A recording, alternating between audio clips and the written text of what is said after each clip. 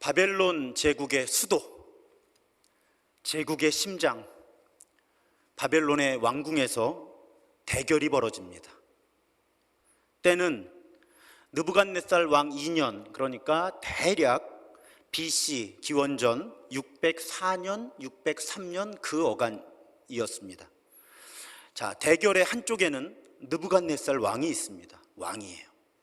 그런데 어떤 사람들이 이 왕과 지금 대결을 벌이고 있느냐? 본문이 박수, 술객, 점쟁이, 갈대아 술사, 이렇게 직함을 붙이고 있는 사람들이에요. 근데 여러분, 여기서 먼저 이해하셔야 될 것이 있습니다. 여기서 박수, 그럼 우리 박수 무당 이렇게 생각이 되죠.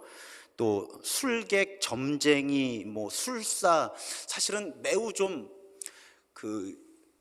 불쾌한 느낌을 주는 그런 직함들이에요. 표준 세번역에 보면 마술사, 주술사, 점쟁이, 점성가 이렇게 되어 있습니다. 그러면 우리의 기준으로 보면 단순히 미신에 따라서 점을 치는 사람들이다 이렇게 생각하기가 쉬워요. 그런데 사실은 그렇지 않습니다. 본문은 이 모든 사람들을 한 단어로 표현할 때는 지혜자라고 표현을 해요. 여러분, 우리가 무당, 점쟁이를 지혜자라고 표현하지는 않잖아요. 그러니까 우리가 생각하는 그런 사람들이 아닌 거죠. 그리고 지난주 본문에서 하나님이 다니엘과 세 친구에게 문학과 학문을 포함한 지식에 능통하게 하셨다고 그렇게 기록되어 있는데, 이 다니엘과 세 친구가 이 그룹에 포함되어 있습니다. 이 박수, 술객, 술사 이런 사람들의 그룹에.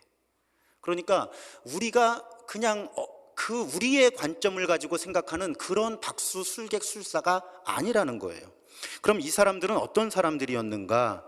당시 세계관, 당시 사람들의 학문 체계를 볼 때는 역사, 지리, 천문학 이런 것에 능통한 학자들이었던 거죠. 당시 학문에. 그리고 그 학문에 근거해서 왕의 정책을 자문해주는 일종의 자문위원 역할을 하던 그런 학자이기도 하고 공무원이기도 한 그런 관료 그룹이었다는 거예요. 그러니까 함부로 우리가 생각할 그런 사람들이 아니었다는 것입니다. 그러니까 왕하고도 대결을 벌일 수 있는 거죠. 하찮은 사람들이면 왕하고 대결을 할 수 있었겠습니까? 대결할 만한 사람들이니까 왕하고 지금 대결을 하고 있는 것이죠. 그러면 왕하고 어떤 대결을 왜 하게 되었을까? 꿈 때문이에요. 느부갓네살 왕이 꿈을 꿨는데 왕이 이 꿈의 의미를 알고 싶습니다. 그래서 이 자문위원들을 다 모은 거예요. 그래서 꿈을 해석해달라고 한 겁니다. 문제는 이유는 본문에 드러나 있지 않은데 왕이 꿈의 내용 먼저 맞추라는 거예요. 이 지혜자들 보고 무슨 꿈 꿨는지 맞춰봐 이런 거예요. 아니, 꿈 내용을 얘기를 해야 뭐라도 좀 추측이라도 하고 이렇게 말이라도, 흔히 쓰는 말로 썰이라도 풀 텐데, 아니 꿈 내용 먼저 말하고 그 의미까지를 풀어내라고 이 지혜자 그룹을 압박하는 겁니다. 이 사람들도 보통 사람들이 아닌 거예요. 그러니까 부당하다는 겁니다. 왕의 부당한 요구에 저항하는 거예요. 왕이라고 해서 이런 불가능한 요구를 해서는 안 된다, 이 힘이 있는 집단인 거죠. 맞서는 거예요. 그리고 똑똑한 사람들이잖아요. 지혜자. 왕을 설득하는 겁니다. 설례가 없습니다, 왕이시여. 괄호 열고, 왕 당신은 잘 모르지 이런 거. 우린 역사를 다 알아. 그런데 우리가 아는 제국의 역사를 쭉 살펴볼 때 동서고금에 당신 같은 지시를 내리는 왕은 없어. 이러면서 왕을 지금 오히려 이 지혜자 그룹이 압박을 하는 그런 상황인 거죠. 이 지혜자들이 절박합니다. 왜요? 이 대결에서 밀리면 죽잖아요. 절박한 거예요. 그래서 논쟁이 격해집니다. 논쟁이 격해질 때 이 지혜자 집단에서 이렇게 말을 하는 거예요. 11절에 보면 왕께서 물으신 것은 어려운 일이라 육체와 함께 살지 아니하는 신들 외에는 왕 앞에 그것을 보일 자가 없나이다. 자, 이 한 절이 굉장한 복선을 담고 있어요. 복선. 자, 이건 신이 하는 일이라는 거죠. 신이 하는 일이다. 왕 역시 본능적으로 알고 있었습니다. 그러니까 지금 이 난리를 피고 있는 거죠. 왕도 무리한 거 알아요. 근데 자기도 절박한 거예요. 지금 꿈을 꾸긴 꿨는데 이 꿈은 보통 꿈이 아니라 분명히 어떤 신이 지금 나한테 뭔가 본인의 정권을 유지하는 것과 이 제국의 흥망성쇠에 대한 매우 중요한 계시를 내리고 있는 것 같은데 모르겠다는 거죠. 그 왕도 절박한 거예요. 지금 이 상황을 풀어내지 못하면 내가 위험해질 수도 있겠다. 그러니까 왕도 지금 무리한 압박을 이 지혜자들에게 가하고 있는 겁니다. 그리고 다니엘서를 그래도 어렴풋하게 알고 있는 우리들은 추측할 수 있죠. 아, 하나님이 하시는 일이구나. 지금 이 일이, 이 꿈을 꾸게 하신 것도 하나님이시고 하나님이 지금 이 꿈을 가지고 뭔가를 하려고 하시는 거구나. 그래서 지금 다니엘에게까지 이 꿈에 영향력이 미치고 있는 거구나. 우리는 그렇게 추측을 할 수 있습니다. 자, 여기까지의 대목이 우리에게 주는 첫 번째 교훈이 있어요. 첫 번째 깨달음은 하나님은 기독교인이 아닌 사람들에게도 직접 말씀하신다는 것입니다. 그리고 기독교인이 아닌 사람들을 통해서도 우리 하나님은 일하시는 하나님이라고 하는 거예요. 교회를 오히려 오래 교회에 속해 계셨을수록 또 기독교인으로 오래 살아오는 분들 가운데 너무 하나님, 교회, 성도 이 중심으로 성경을 읽어내고 설교를 들어오신 분들이 이 부분에서 어려움이 있으신 거예요.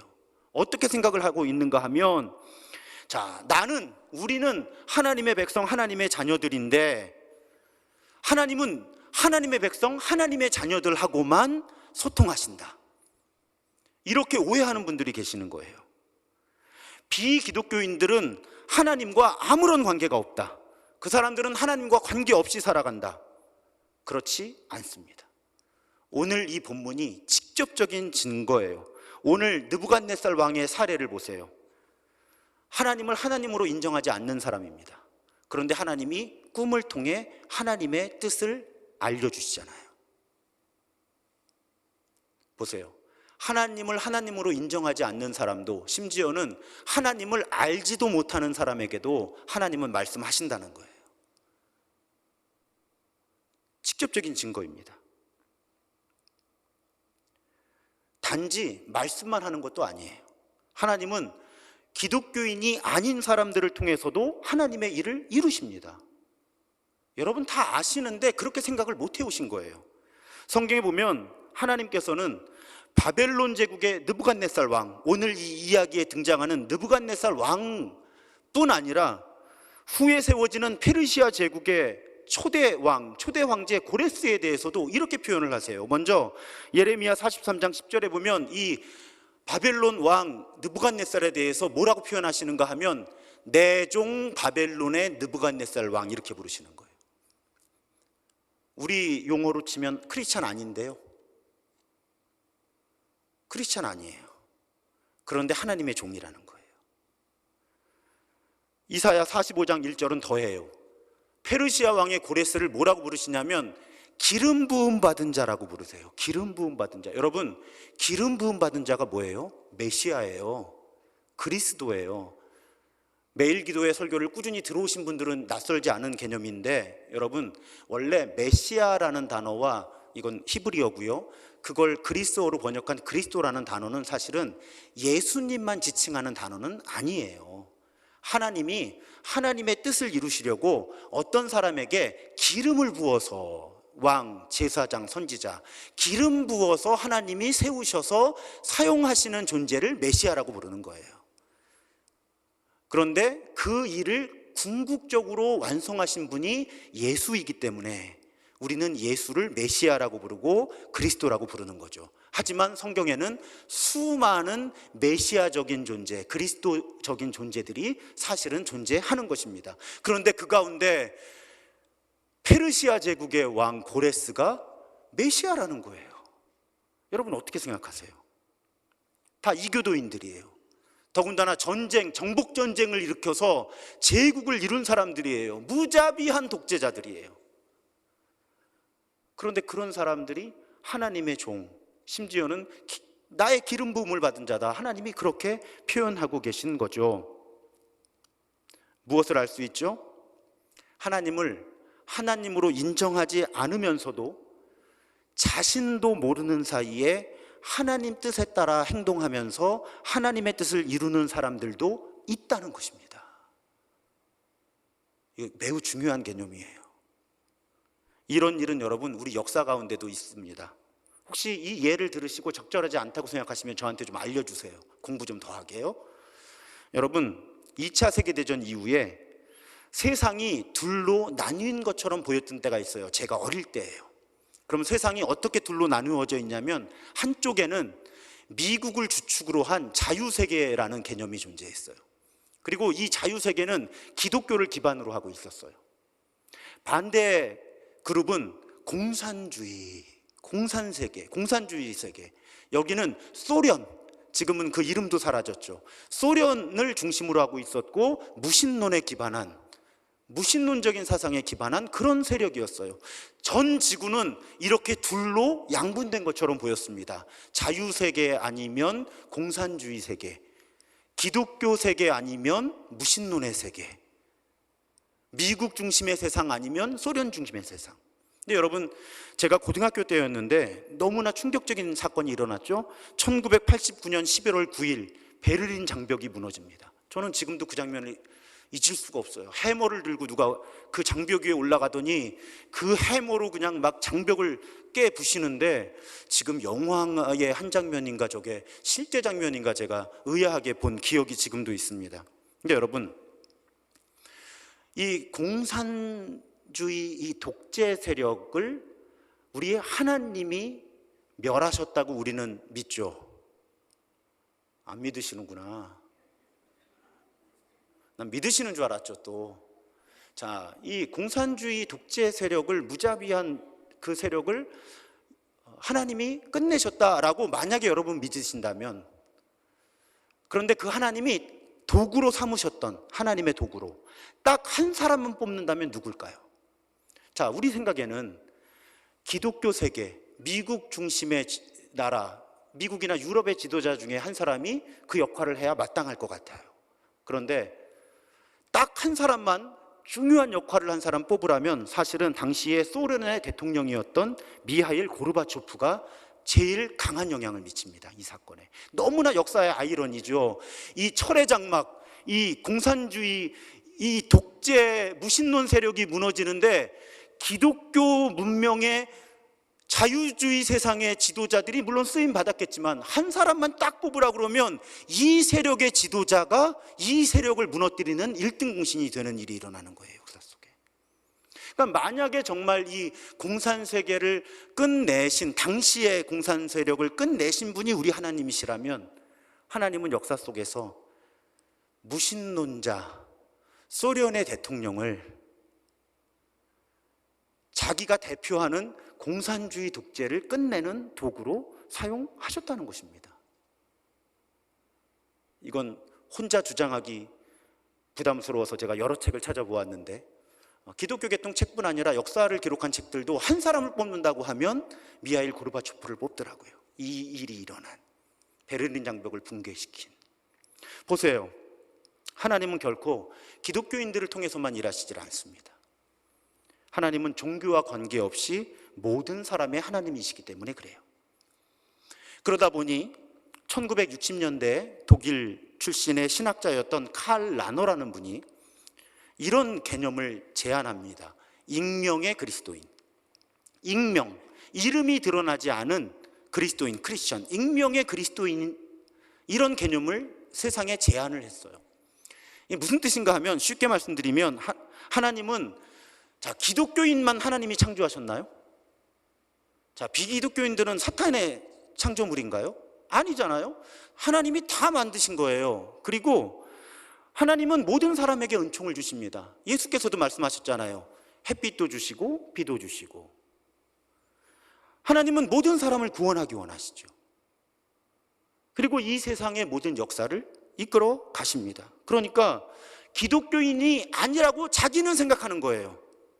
그런데 자신은 기독교인이 아니라고 생각하는 사람들마저도 자신도 모르는 사이에 하나님 뜻에 따라서 행동하면서 하나님의 뜻을 이루며 살아갈 수 있다는 것입니다. 물론 여러분, 다른 종교를 가진 분들한테 이렇게 너 익명의 그리스도인이야? 그럼 굉장히 불쾌해하실 거예요. 나는 불교인이야 이 사람아. 그래서 함부로 당신은 익명의 그리스도인입니다 하면 안 돼요.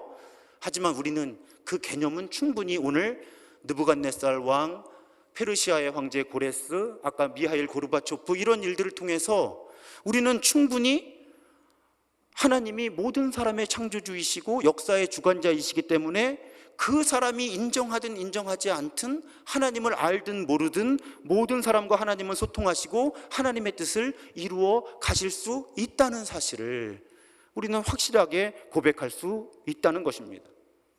물론 공식적인 종교 중요하죠. 그렇지만 여러분, 우리 경험도 한번 생각해 보세요. 어떤 사람들은 기독교인이에요, 그리스도인이라고 주장을 해요. 그런데 정말 하나님의 뜻과 무관하게 살거나 적어도 어떤 상황 속에서 전혀 하나님의 뜻과 상관없는 행동을 합니다. 그렇잖아요. 그럴 때가 있을 수 있죠. 반대로, 비기독교인이에요. 하나님을 인정하지 않을 뿐 아니라 심지어 알지도 못해요. 그런데 그런 사람들도 적어도 어떤 순간에는 하나님 뜻에 따라서 하나님의 뜻을 이루는 삶을 살 수 있다는 것이죠. 확률적으로는 다 열려있다는 것입니다. 그리스도인이라고 주장하면서도 하나님 뜻을 오히려 무너뜨리는 사람이 있을 수 있는가 하면, 기독교인이 아니라고 주장을 하고 심지어 하나님이 살아계심을 인정하지도 않으면서도 하나님의 뜻을 이루는 삶을 살아가는 사람도 있을 수 있다는 사실을 오늘 우리는 다니엘서를 통해서 분명하게 확인할 수 있다는 말씀이에요. 그래서 여러분, 우리는 하나님의 백성, 하나님의 자녀들입니다. 하지만 기독교인이 아닌 사람들이라고 해서 하나님과 관계가 없다든지 하나님과 소통할 수 없다고 생각해서는 안 된다.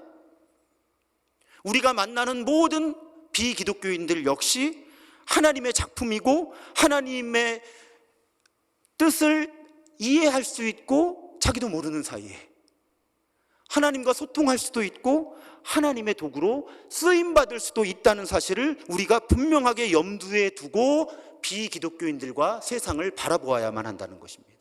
그들을 대해야 한다는 거예요. 저는 어릴 때 너무 이분법적으로 배웠거든요. 우리는 빛의 자녀고 저 사람들은 어둠의 자녀고.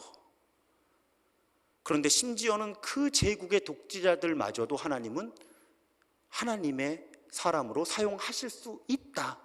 어떤 제한된 환경, 조건 속에서는.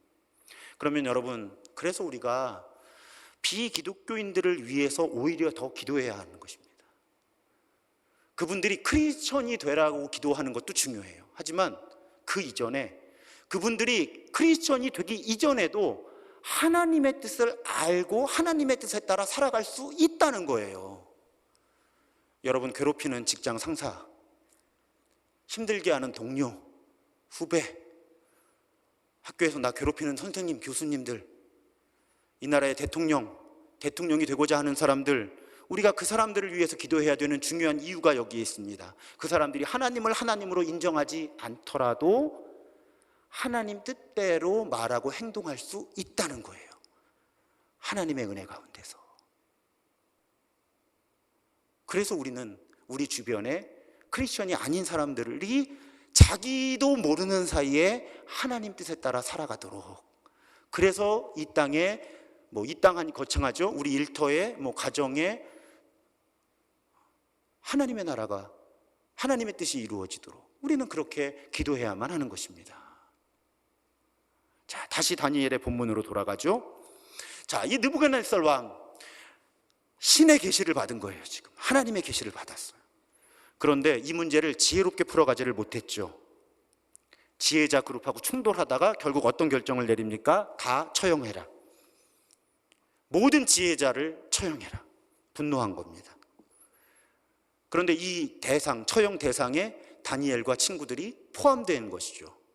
그래서 이제 이 일을 맡은 공무원이 이 일을 집행하기 위해서 지금 다니엘을 찾아옵니다. 포괄적으로 말씀드리면 죽이러, 사형을 집행하러 찾아오는 거예요. 그럼 이 상황 속에서 다니엘이 어떻게 이 위기에 대응했느냐, 이 질문에 대한 대답이 지금부터의 주제입니다. 자, 지난주에 왕의 음식을 거부하는 거룩한 저항, 거룩한 불복종을 할 때처럼 다니엘은 매우 분별력 있게 대처를 합니다. 절대 도망가거나 분노하거나 파괴적으로 행동하지를 않습니다. 본문에 보면 다니엘은 명철하고 슬기로운 말로 대응을 해요.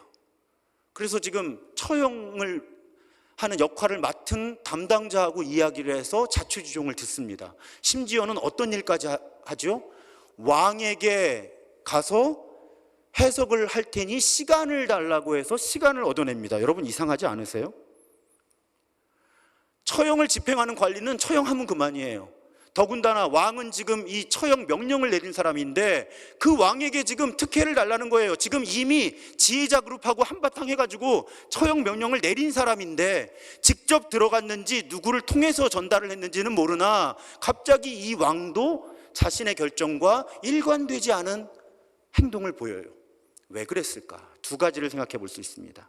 하나는 하나님이 하시는 일이라, 하나님이 지금 이 처형을 맡은 담당자와 왕의 마음을 움직이셔서 다니엘을 보호해 주시고 하나님의 뜻을 이 꿈을 풀어가는 과정에서 나타내시려고 하나님이 지금 개입하고 계시다 하는 것을 우리가 알 수 있고요. 또 한 가지 중요한 관찰이 있는데, 다니엘이 평소에 얼마나 잘했으면, 다니엘이 얼마나 평소에 주위의 신뢰를 얻었으면 이 처형을 맡은 담당자나 왕이 특혜를 주고 있다는 거죠.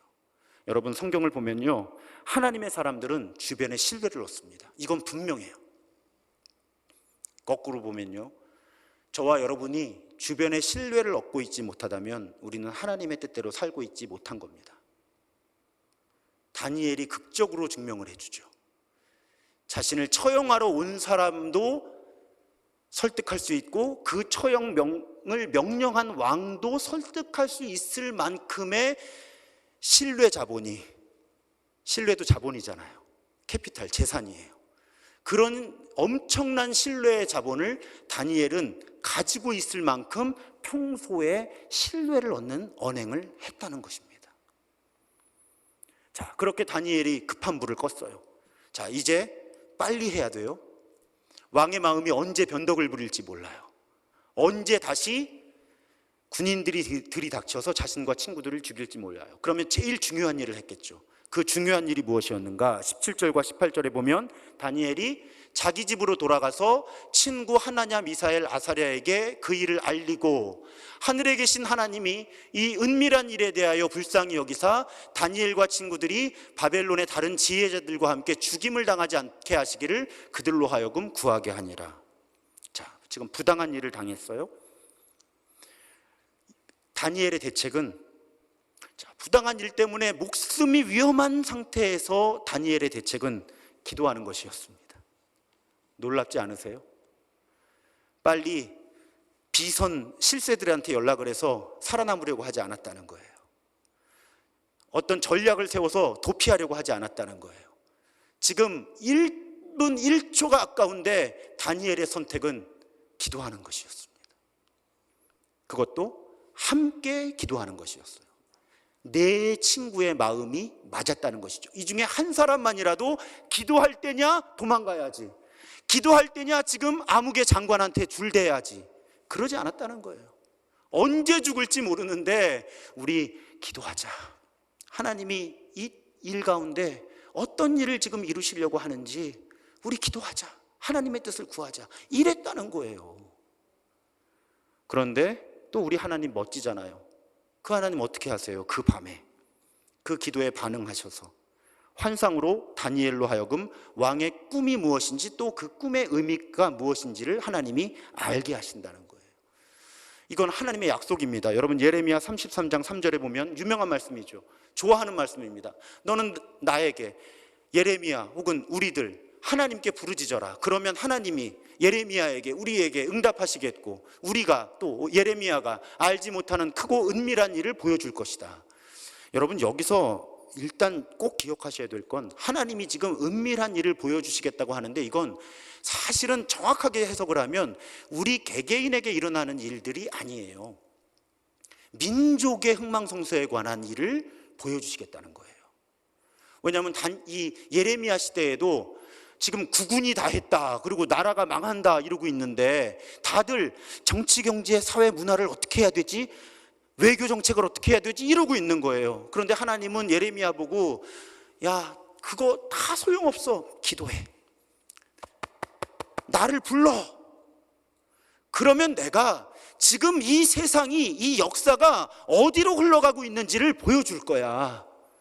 그걸 봐야 돼. 그걸 이해해야 지금 너희들이 무엇을 해야 하는지를 알 수 있는데, 너희들 왜 기도는 하지 않고 자꾸 너희들의 지식 가지고 외교를 어떻게 해야 되냐, 정치를 어떻게 해야 되냐, 세금을 어떻게 해야 되냐 이러고 있느냐. 하나님이 안타까워하시면서 나에게 기도해라, 나에게 내 이름을 부르며 기도하면 내가 지금 이 세상이, 이 문명이 어디로 가고 있는지, 이 정치가 어디로 흘러가고 있는지를 너희들에게 깨닫게 해줄 것이다.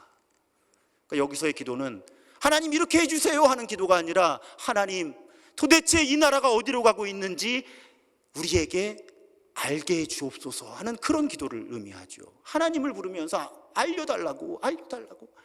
지금 어떤 종류의 전문가도 풀어내지 못하고 있는데, 지금 하나님이 이끌어 가시는 이 역사의, 이 사회의 흐름이 무엇인지 하나님 알게 해 주십시오. 하나님의 이름을 부르며 기도하면 하나님이 그것을 알게 하실 것이다. 이런 의미가 1차적인 의미예요. 내가 하나님을 부르짖으면 하나님이 내 이런 문제 고쳐주시고 저런 문제, 이건 2차, 3차의 의미고요. 1차적인 의미, 너무 우리 교회의 성경 해석이 개인주의화 돼가지고 전부 자기한테 갖다 붙여요. 아니요, 이런 말씀들은 다 역사와 사회에 대한 말씀이에요. 쉽게 풀면, 크리스천들아 기도해. 그래야 지금 이 문명이, 이 대한민국이, 이 세상이 어떻게 움직여가고 있는지를 너희가 알 수 있을 거야. 지금 그 말씀이에요. 그리고 하나님은 이 말씀대로 다니엘이 또 세 친구가 함께 기도할 때 그걸 보여주신 거죠. 지금 왜 왕이 무슨 꿈을 꾸었는지, 이 꿈의 의미가 무엇인지 사실 다음 주에 살펴보겠지만, 그 꿈은 역사에 관한 이야기거든요. 그 팔레스타인 지역의 제국의 흥망성쇠에 관한 이야기예요. 예레미야에게 내게 부르짖으면 응답하겠고 네가 알지 못하는 크고 은밀한 일을 보여줄 것이다 하고 약속하신 하나님이 다니엘과 친구들에게 보게 하신 것입니다. 이 바벨론 제국이 지금 어디로 가고 있는가, 앞으로 하나님은 역사를 어떤 방향으로 이끌고 가실 것인가, 이걸 보게 하시는 거예요. 근데 오늘날 우리 교회가 역사의식이 부족하다는 비판을 사회로부터 받는 건 참으로 부끄러운 일입니다. 왜냐하면 성경은 끊임없이 우리 크리스천과 교회들 보고 하나님께 기도하고 하나님의 뜻을 구하면 이 역사가 어떻게 흘러가는지 하나님께서 알게 해주실 것이다, 이런 말씀이 성경에 가득한데, 세상으로부터 교회가 역사의식이 부족한 사람들이다 이런 평가를 받는 건 우리가 그만큼 성경을 제대로 이해하지 못했다는 거예요. 성경적으로 기도하지 못했다는 것입니다. 성경적으로 하나님의 뜻을 구하지 못해왔다는 거예요. 그것이 목사로서 너무 안타깝고 속상합니다. 자, 우리 개개인의 삶으로 다시 좀 좁혀보죠. 혹시 지금 부당한 압박 때문에 스트레스를 받고 계신 분 여기 많이 계실 겁니다. 내일 월요일에 출근하면 감당해야 될 일들이 마음을 이렇게 누르고 있는 분들 지금 여기 여러분 계실 거예요. 그렇다고 그 부당함에 저항해서 사표 확 쓸 수도 없고, 가족들의 얼굴이 어른거립니다. 그렇다고 이게 부당한 관행이라고 확 치받아 버리자니 잘릴 것 같고, 이러지도 못하고 저러지도 못하는 그런 삶의 현실을 우리는 살아갑니다. 다니엘과 틀은 같은 거예요. 부당한 요구인데 도망갈 수도 없고 맞받아 저항할 수도 없는, 우리는 그런 삶의 형편 가운데 세상을 살아갑니다. 그러니까 우리가 자주 우울해져요. 무기력해지는 거죠. 나한테 사표 쓸 용기도 없고, 확 치받아 버릴 용기도 없고 도대체 할 수 있는 일이 뭔가. 우리는 그런 무기력감에 사로잡히기 쉽습니다. 하지만 여러분, 오늘 분명하게 다니엘서는 우리에게 일깨워 줍니다. 내가 할 수 있는 일이 전혀 없는 것 같은 상황 속에서도 우리는 절대 무기력하지 않습니다. 왜요? 우리가 할 수 있는 일이 있죠. 기도하는 것입니다. 지금은 비록 최악의 상황이지만 하나님께서는 이 상황을 반전시키실 수 있을 뿐만 아니라 이 최악의 상황을 통해서도 나를 향한, 우리 가정과 교회와 일터와 세상을 향한 하나님의 뜻을 이루어 가실 것을 신뢰하며 우리는 기도할 수 있습니다. 하나님을 알지 못하는, 인정하지 않는 제국의 심장에서, 무자비한 황제의 권력 속에서도 하나님은 기도하는 사람들을 통해서 하나님의 뜻을 드러내시고 이루셨음을 우리는 분명하게 기억해야 하는 거예요. 여러분, 그것이 다니엘서의 가장 중요한 주제입니다. 하나님 없는 것 같은 세상 속에서도 하나님께 기도하고 하나님의 뜻을 구하며 그 뜻에 따라 살아가는 사람을 통해서 하나님은 역사를 이루어 가신다. 이것이 다니엘서의 주제고, 오늘 우리가 분명히 가슴에 새겨야 하는 하나님의 말씀이에요. 하나님께서는 모든 것을 합력하여 선을 이루시는 분이고 최악에서 최선을 이끌어내는 분. 우리는 최악의 상황인 것처럼 보이지만 그 최악의 상황을 통해서도 하나님은 최선의 일을 이루신다는 것. 우리는 그런 하나님을 알고 믿기 때문에 기도하는 것입니다. 그런데 예수께서는 우리 개개인의 기도도 좋아하시고 존중하시지만 함께 기도하는 것에 대해서 강조하셨어요. 대표적인 본문이 마태복음 18장 19절과 20절입니다. 너희 중에 두 사람이 땅에서 합심하여 무엇이든지 구하면 하늘에 계신 내 아버지께서 그들을 위하여 이루게 하시리라. 두세 사람이 내 이름으로 모인 곳에는 나도 그들 중에 있느니라. 사랑하는 여러분, 개인의 기도도 능력이 있지만 예수께서는 굳이 두 사람이 합심하여 구하는 것을 강조하시는 거예요. 이렇게 기도해야 되는 때가 있는 거죠. 특히 이 세상의 일에 대해서, 사회의 일에 대해서, 사회 구조에 대한 일들, 우리가 일터에서 맞닥뜨리는 부당한 일들, 이런 것들을 기도할 때 우리는 함께 기도하라는 것입니다. 함께 기도하는 공동체를 예수께서는 강조하고 계신 거예요. 나와 함께 삶의 문제들을 나누고 함께 기도하는 사람들이 있을 때 하나님은 함께 기도하는 사람들을 통해 하나님의 뜻을 알게 하시고 그 일을 이루신다는 것입니다.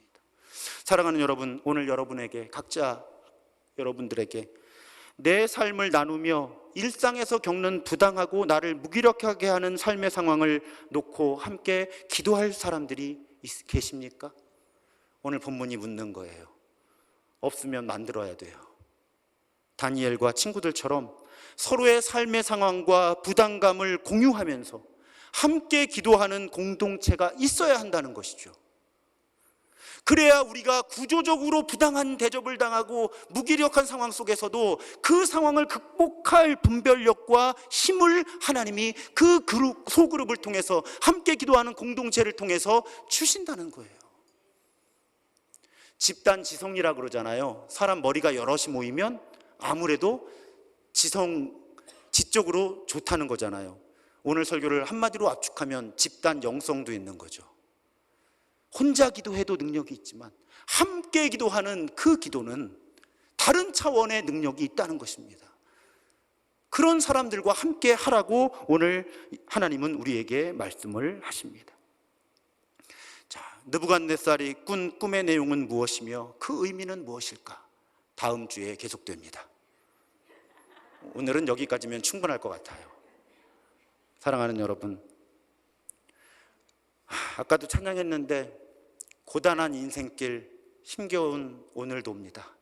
그래도요, 자주 부당한 압박 속에서 우리 혼란 느끼고 갈등하고 힘겨워하지만 함께 기도하는 사람들이 있을 때, 함께 기도하는 공동체가 있을 때 우리는 하나님께서 이루시는 일을 경험하고 간증하게 될 줄로 믿습니다.